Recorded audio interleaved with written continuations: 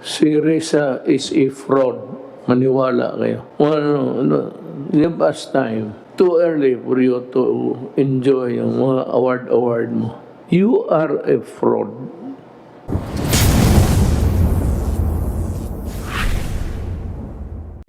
Terrorism law. Ito kasi yung mga left, pati itong komunista, they think that we are always thinking of them. They don't even know that we are also thinking of other matters. As a matter of fact, they are the least that we are spending our time. Itong komunista, whatever be the fortune or misfortune of that law now, I'm sure it will be challenged before the Supreme Court. Sana yung mga the much needed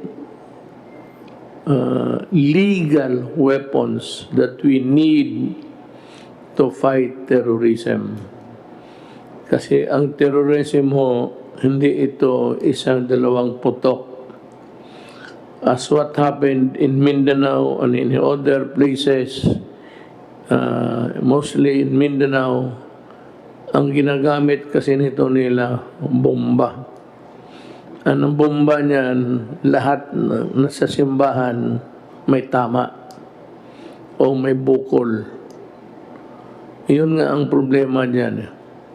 Hindi nila alam. They think that they are a different breed. They would like to be treated with another set of law. When as a matter of fact, they are terrorists. They are terrorists because I finally declared them to be one. Why? Because I spent most of my days as president trying to figure out and connect with them on how we can arrive at a peaceful solution. Wala namang gustong may gera. Ako ayaw ko, lalo na ako, kilala ko sila, kilala ako. And it was a good rapport while it lasted. Yung na-presidente na ako, no, iba na lang ang istorya. Simply because in the ladder of priority, the highest sa akin would be the security of the state. Pero noong panahon ng politika, well, boto yan eh, bilangan ng boto. Naturally, you cultivate friendship with everybody. But there is always a time to be friendly and a time just to be firm. And I did my very best to produce something for the country. But unfortunately, I would not be blaming anybody now unless they would start to blame me again so that I can also blame them. Wala talaga nangyari. And for the law-abiding citizen of this country, I am addressing you with all sincerity. Huwag ho kayong matakot kung hindi ka terorista. Kung hindi ka naman sisirain mo ang gobyerno, pasabugin mo ang simbahan, pasabugin mo yung public utilities, pasabugin mo yung, well, just to derail para matumba na tuloy ang bayan. Problem is, ang demokrasya kasi election. However fractured you may say, ang ating demokrasya, or a little bit shaky. We had an election. It was a clean one. I can guarantee you, I was a participant of that election. We did our very best to present to the public. We did not commit any... Kung walang mangyari na masama, wala namang problema. Pero once you blow up simbahan, blow up mo yung marketplace. Sino bang... So, the right to defend itself accrues to the government heavily. Na ngayon sabi ko nga, sabi na Duterte, patay dito, patay doon. Totoo. Pag pinatay mo ang mga tao, papatayin talaga kita. Anak ka ng... Iposta mo yan saan? Posta mo sa libingan ng tatay pati nanay mo. If you do that to the people, if you kill them wantonly, then I will take it as a right to kill you. Ano ba may problema rin yung kill? Ngayon, kung magsulat ka lang dyan, kung ano-anong pinagsusulat ninyo all those years, I never filed the case, even during the mayor, wala, hindi ako demanda. I just take it as, because that is what my father said. And it was succinctly uttered once by General Lorenzano when he was still active. Dito sa gobyerno, pilde ang maglagot.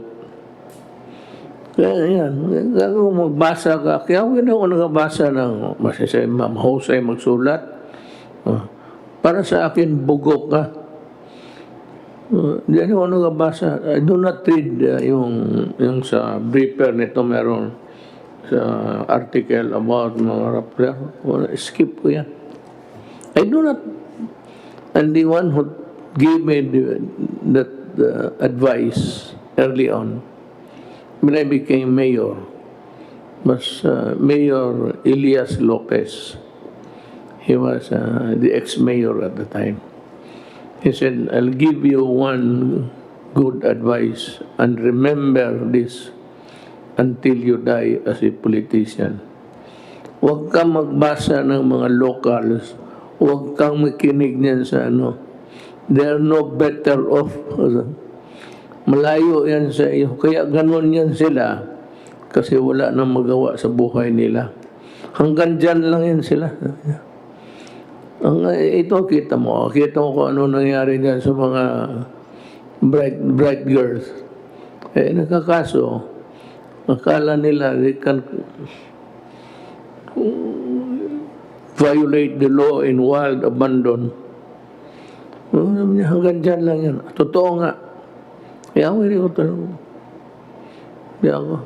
Ayaw ko.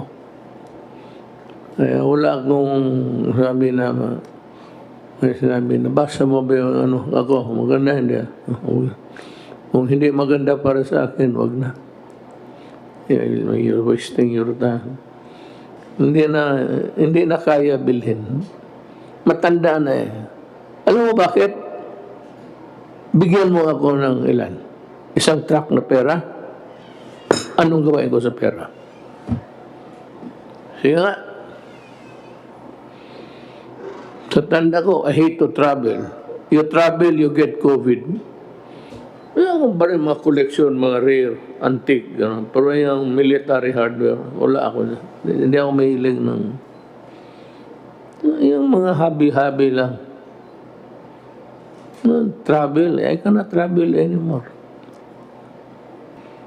Yan, totoo yan. Wala na yan sa amin.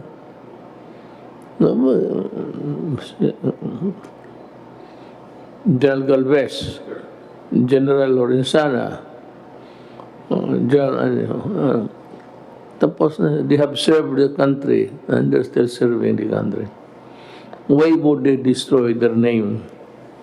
Pumkano ba? Kickback. May kickback mo na 50 million? Kung sabi ka may 200 million na kickback, aywan ko. Pero, huwag kayong maniwala. Yan yung mga madudumi yung isip. Yung kaagad nagre-react. Hindi nila naalaman na pagsabi may price difference, tignan mo muna yung history. So, because then, if you judge us the way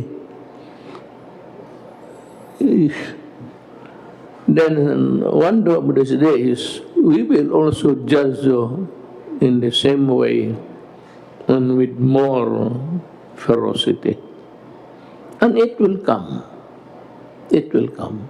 Tayo mga politiko, it will come. Just be careful. Kaya ako, meron pa rin akong mga, not the dossier, but I have some folders in me, given all throughout the years. You will have a dose of your own medicine. One of these days. I'm not threatening you. Go ahead and expose anything about corruption in this government. Sabi ko sa iyo, kung maraming malaki, mag-resign ako. Si Risa is a fraud. Maniwala kayo. Well, give us time. Too early for you to enjoy yung mga award mo. You are a fraud. Actually.